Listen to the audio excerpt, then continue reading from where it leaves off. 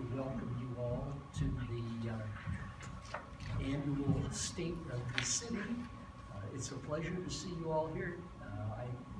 I don't believe that I've seen the City Hall Council chambers so full in the last 2 years that I've been here. And I'm very pleased to report the state of the city, I believe, is very good.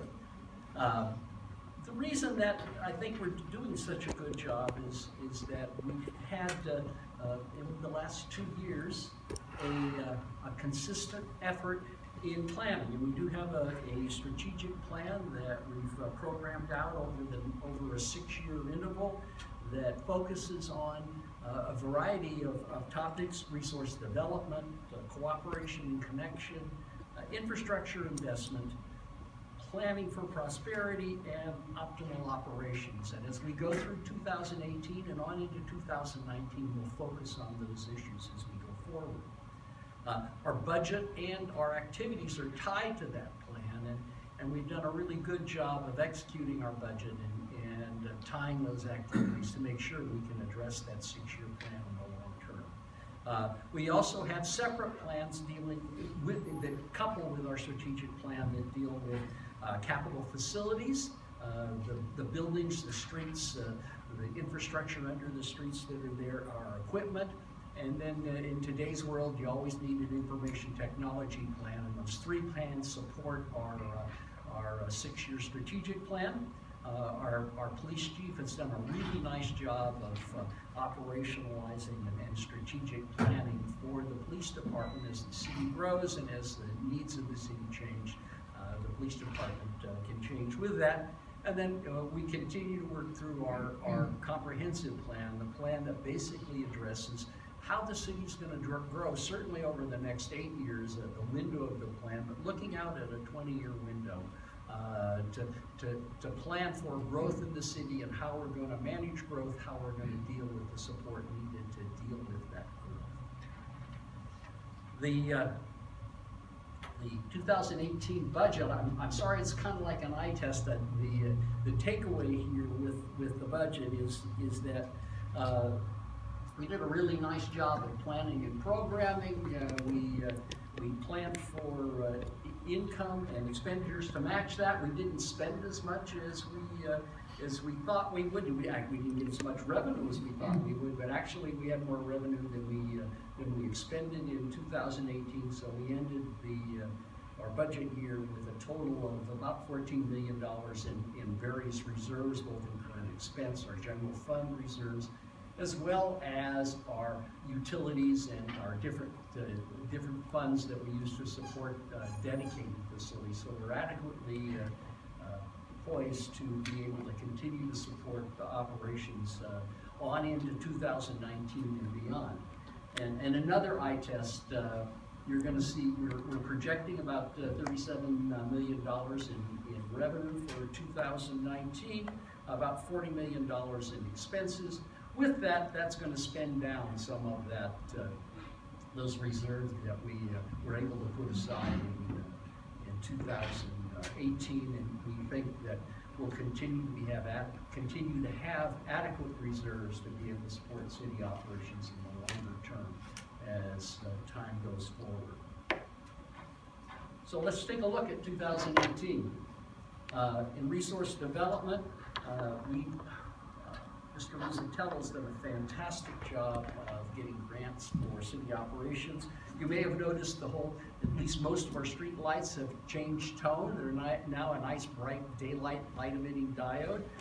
Those were done with grants to work with both Pacific Power and Columbia Rural Electric to change out our street lights to make them more efficient, and also provide better street lighting across that with less light impingement on homes. We did very well working with the Washington State Department of Health and the legislature and our loans and grants to be able to finance the replacement of our 2 wells, as well as connecting infrastructure that brings those wells online. First well should be up and running and connected early next year, with the second one following in the following fall. as we move forward, if you read my last mayor's message, we may have an interesting summer as we work through using our one fully functional well, our partial functioning well, as well as our interties with both the city of Walla Walla and Walla Walla University as we move forward. We started with looking at our historic properties. We're now in the middle of doing historic property inventory, looking at those and that would allow people to look at loans and grants to be able to restore those properties, bring them back online, and keep those moving along as they use that. We did a really great job working with United Way on our first summer recreation program for our children, and we'll be expanding on that in 2019 as that's moved forward. And with the support of Washington State Department of Ecology, we started with our stormwater mitigation program last year, and that was grant funded through several different grants from the Department of Ecology. So with that, we've had some really solid business development moving along with both Mill Creek Running Company down there off of A Street, as well as opening of a new restaurant with the Happy Wanderer that should be going 7 days a week here in the next month or so. We've partnered with Tourism Walla Walla to take a look at getting our name out there, and they did a really nice job of working with us and putting a spread in the Visit Walla Walla annual advertising that they do with that. And like I mentioned, what makes a lot of this possible is our long-term planning emphasis, taking a look at what we're doing and where we're going to go and how we best grow and manage the growth in our city. As far as cooperation and connections, gosh, we've done more outreach in the last couple of years than I think you all were surprised at. Farmers Market last year was a great success. We worked pretty well in our parking lot here at the City Hall, but when we moved it to Lions Park, we really got great feedback, and we'll be doing the same thing in 2019. Movies in the park last year, another big success, and once again we'll be doing that this year. A fall festival around Halloween, and then our Winter Fest with the parade and fireworks, and we'll continue to work on those. We've worked on our advisory boards, trying to get citizen input into how the city operates and where our citizens would like us to go. And certainly we've got our planning commission's been very active as we move forward. Historic preservation, working with our historic property inventories, a Parks, Arbor, and Recreation Board, an Economic Development and Events Coordinating Board. We look at how do we grow our tax base and provide operations for the city. A Youth Advisory Board with students from both of the public and private school systems, as well as the university, and a Lodging Tax Advisory Board that helps us position and fund our activities as the city moves forward. Lots of work on social media and communications. You know, I think we're on a website, we've got Facebook, we've got Twitter, we've got an Instagram account, reaching out, trying to get as much information out as we possibly can. We do a monthly newsletter, as well as the website, and the addition of our reader board helps with our advertising as things move forward. We just keep pushing forward, looking for ways to coordinate with our population, get the word out, and move forward as we grow and change as the city evolves.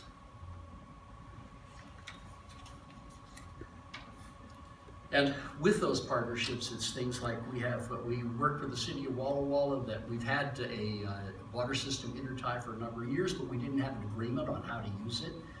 We've actually put that in place. We also have an intertie agreement with Walla Walla University.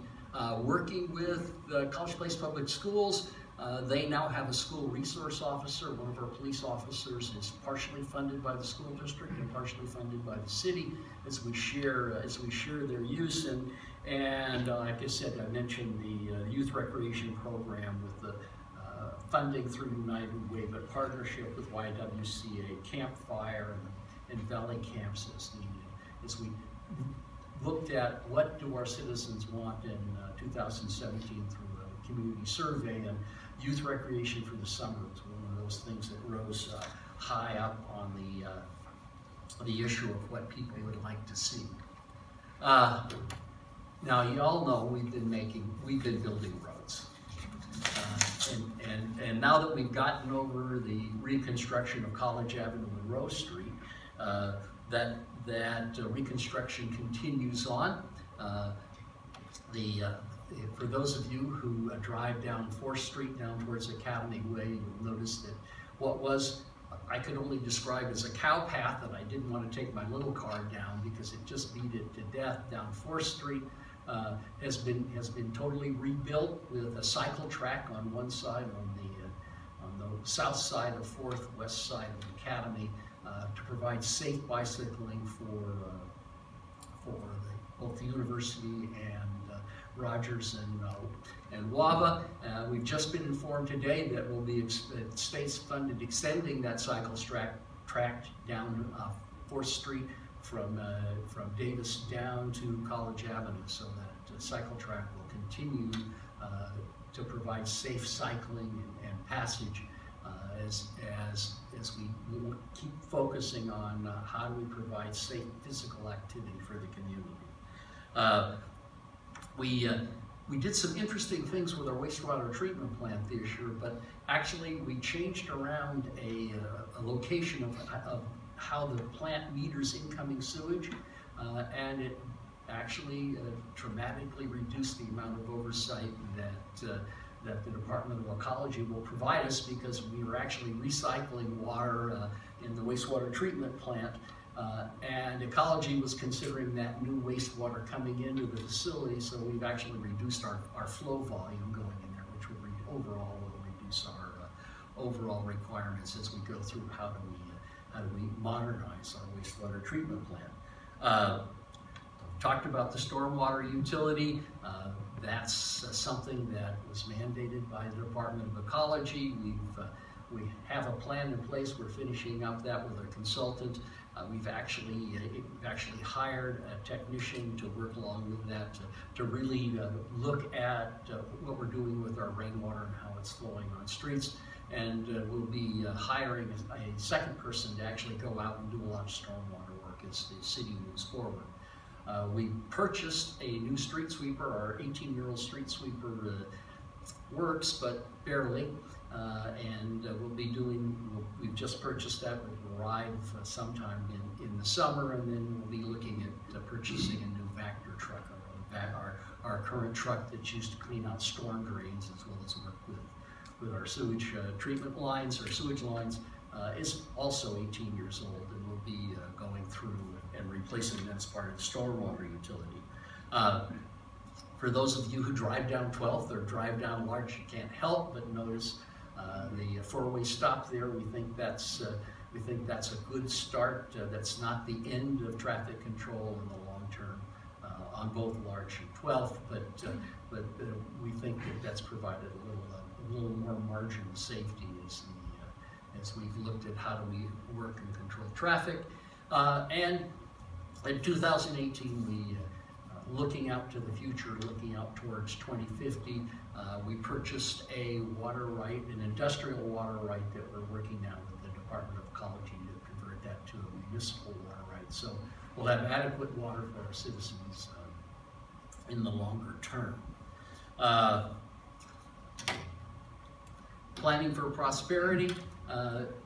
We've been designated, most of the city, north of Lamperti is actually in an economic opportunity zone that allows businesses to come in and defer long-term capital gains through investment here, and we think in the longer term that'll allow us to attract some additional businesses. They look at tax advantages that the city has over our surrounding area. We've partnered with Mercy Corps Northwest with a micro business assistance program. It's a program where They look at low-income individuals wanting to start a business.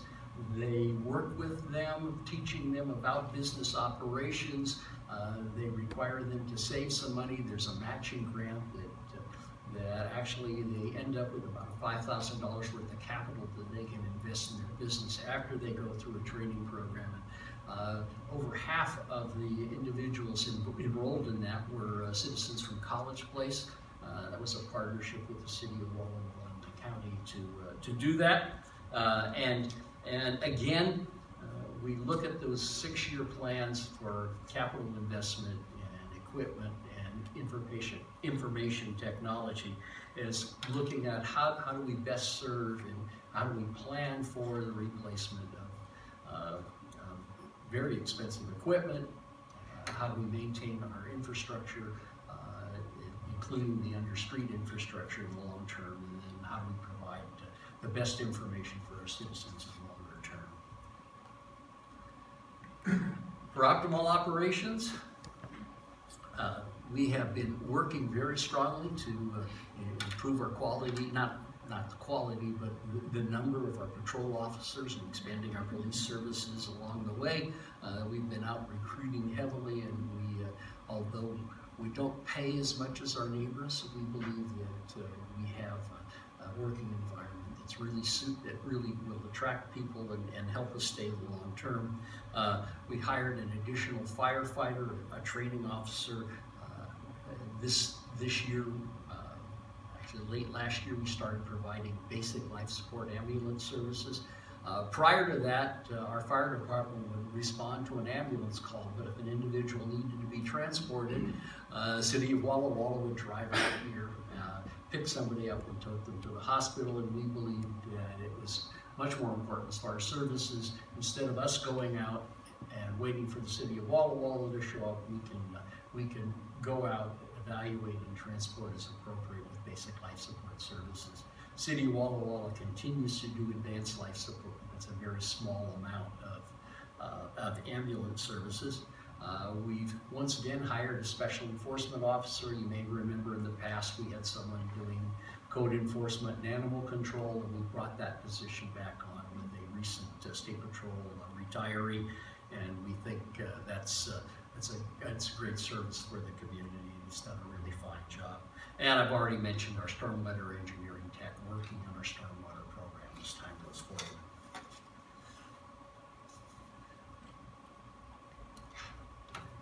And so, what are our plans for resource development? Well, we continue.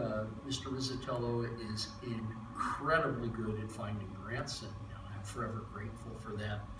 That's made a great deal of difference in how and what we can do with the city and how we fund many of our operations.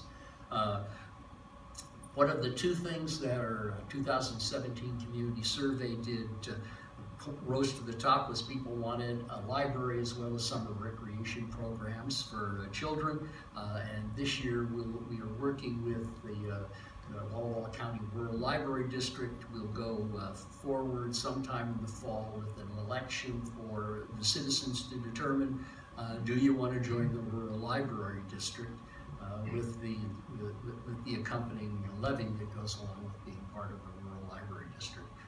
City of College Place is one of the few municipalities in the state that didn't have library services provided by the city, and we think that that's kind of helps complete out the look of a small town that people want to live in, that we've got this intersection of small town living and learning. And finally, we're working on our development code, focusing on where do we want development to occur, how do we want it to look, how do we want College Avenue to look and function, where do we want to put light industry, where do we want to put additional commercial services, and that development code structures where that goes. So that's 2018. What do we have in plan for 2019? We'll continue focusing on community events. I think I mentioned all this. We'll continue to look for sponsors for our events in the long term. We'll be doing, once again, farmers market starting the end of May, running up through September. 3 movies in the park this summer. If you haven't done that, it's just lovely to sit in Lions Park as the sun goes down and watch watch the movies. We'll be doing well, we're trying to have musical entertainment in each one of the farmers markets as that goes forward. And for the 4th of July, our Freedom Festival will have, in addition to activities and vendors there, we're also going to have live music at the 4th of July prior to the fireworks that goes forward. We'll continue looking at using our advisory boards. We've just implemented a utilities and transportation advisory board.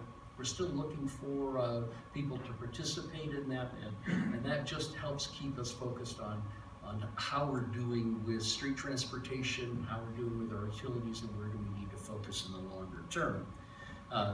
We continue to have this multi-pronged approach to reach out to people, the monthly utility bill information, our Facebook page, the outreach that we do through that, I think is very important, and continuing to do that.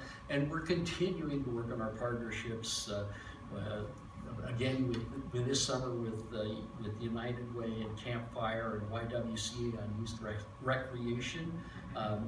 We'll continue working with Mercy Corps and our Micro Business Association.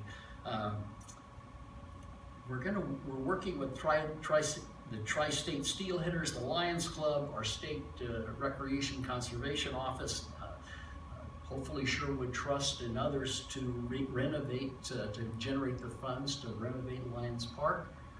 We have great plans for Lions Park, a splash pad, a walking path, separating the lake out from Garrison Creek so that once again kids can go fishing there and it doesn't silt up from the runoff from Garrison Creek. And we're working with our partnerships at Hayden Homes to put a new park out at Homestead that'll be available for the residents living out at Homestead. As far as infrastructure investment, I mentioned our two wells, a little over $6 million to do that. Our first well replacement, which is across Highway 125 near Christ Community Fellowship, is being drilled as we speak. It's a big hole in the ground. The first bore was a 30-inch bore. I think we're now down to the 28-inch. We're down about 200 feet, going down to 900 feet. That'll be piped in first to our water system over to Morrison, and then eventually crossing under Highway 125 and connecting there at College Avenue. So we have a water loop with that well. Second well will be going in over by our 750,000 gallon water tanks off of Whitman Drive. We're looking at how do we provide support to the 260 acres or so across the street from College Place High School and Middle School, and we'll be getting engineering plans developed for that this year. It's a very large sewer trunk that basically supplies that area from Ira Road on down with adequate sewer disposal. Going to have a really big lift station down at the end of that to pump that over the hill at Majonier and down under the sewage treatment plant. We've received funding, and I think we've let our contracts to redo C Street. We'll be doing infrastructure up on C Street with new water, sewer, conduit for high-speed internet, as well as a widened street with sidewalks on both sides. Provide a nice smooth path from Larch on down to College Avenue. Lamperty's getting resurfaced. If you walk along Lamperty, the sidewalks are being buckled up by some of the trees. Those trees are coming out, sidewalks will be replaced, and we'll be replacing the trees with one more appropriate for that.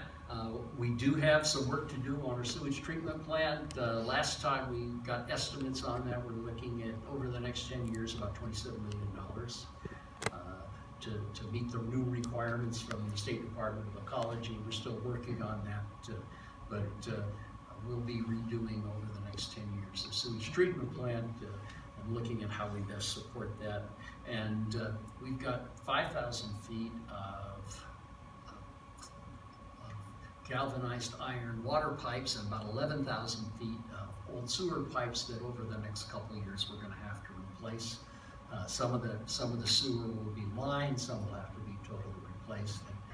The galvanized pipe will have to go as we go forward. We've got a plan to phase that out over the next 5 years, as well as our continued chip sealing of our streets, trying to maintain them. Right now, our city streets, not that aren't arterials or feeding streets or major throughways, are being replaced about every 200 years.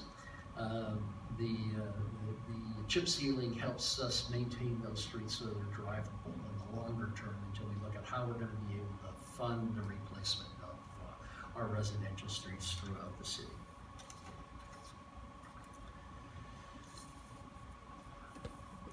Well, we'll continue to look at business recruitment. I would describe the vacant land along Myra Road and Highway 125 as a gold mine waiting to be found. And we'll continue looking at business recruitment to help fund city operations.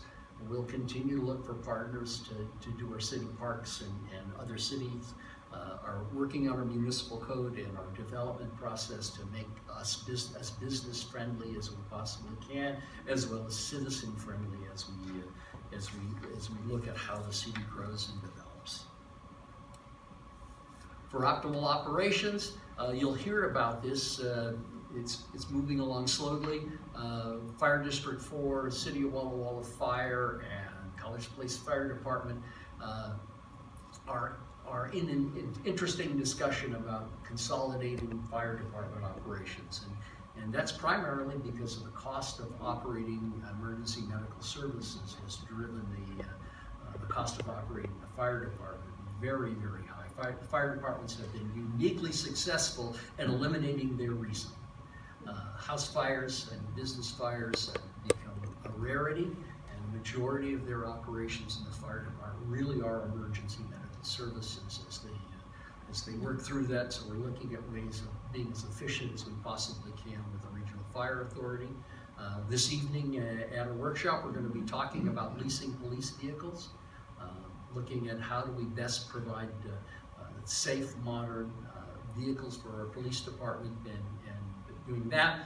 We're going to be replacing all of the city-owned water meters this year with remotely read water meters. They'll be radio read over the next year or so. They'll be out. What that allow us to do is, instead of, you may have seen our public works staff going around to each meter reading that individually, and we're moving away from that so that it'll be done centrally, freeing up some manpower to do other activities rather than wandering around with a reed stick as they do that. We'll continue focusing on our stormwater program and looking at what we need to do in the long term, minimizing the amount of runoff off the streets and into our surface waters, primarily Garrison Creek and Stone Creek. But keeping that, we'll continue to focus on recreation programs in the summer. We'd like to see that expanded even more, but we're now focusing on rec programs for kids, but we think there's a real opportunity to expand that out to adults as well. We'll continue our work on our 6-year plans for capital facilities and equipment, and our information technology infrastructure. And the noticeable thing about that is hopefully you'll be able to do all your city business online. You won't necessarily have to come into City Hall to be able to conduct business or make payments. We're working on that now, as well as providing some information technology support that makes city operations a little more transparent to people that we serve.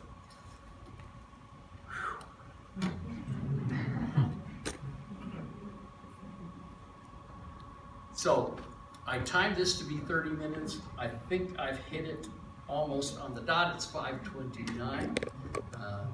I would like to, again, thank you all for coming.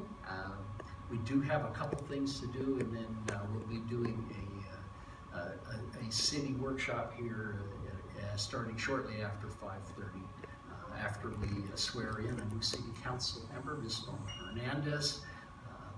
We'll be doing that. I will get up and answer any questions you may have.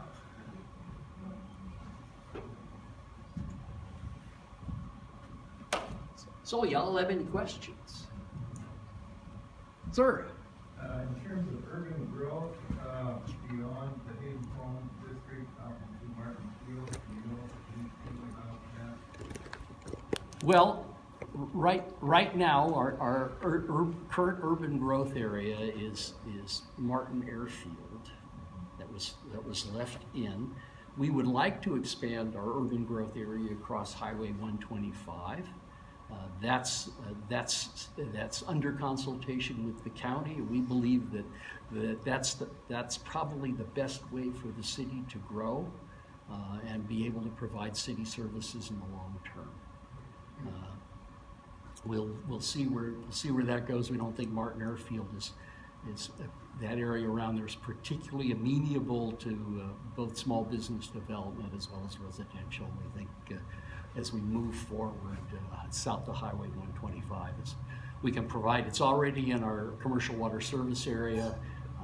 We can provide services out there fairly easily, especially as we with the well placement over there. The reason we placed a well over on the other side of 125 was we got a 50% forgivable grant from the Department of Health if we provided drinking water to Crest Community Fellowship. They have a shallow well problem that nitrates are high. So they gave us an acre of land. We're punching a hole in the ground over there, and we'll be providing them water as part of that.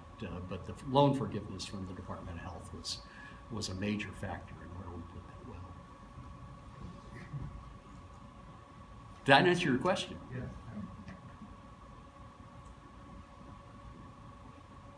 Y'all are real kind.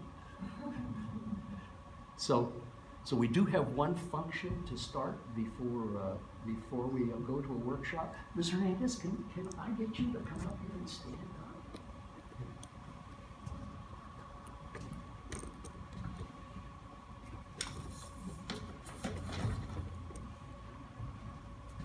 So we always have a formal process, and so we do have an oath of office that we're going to administer. And so if you would repeat after me. I, Norma Hernandez, do solemnly swear I, Norma Hernandez, do solemnly swear that I am a citizen of the United States of the state of Washington, that I am a citizen of the United States and the state of Washington, that I will support the Constitution of the United States, that I will support the Constitution of the United States, the Constitution and laws of the state of Washington, the Constitution and laws of the state of Washington, and all local ordinances, and all local ordinances, and that I will faithfully and impartially discharge and that I will faithfully and impartially discharge the duties of the office of City Councilor the duties of the office of City Councilor for the City of College Place, for the City of College Place, according to the law and the best of my ability. according to the law and the best of my ability. Congratulations, Ms. Red. Thank you.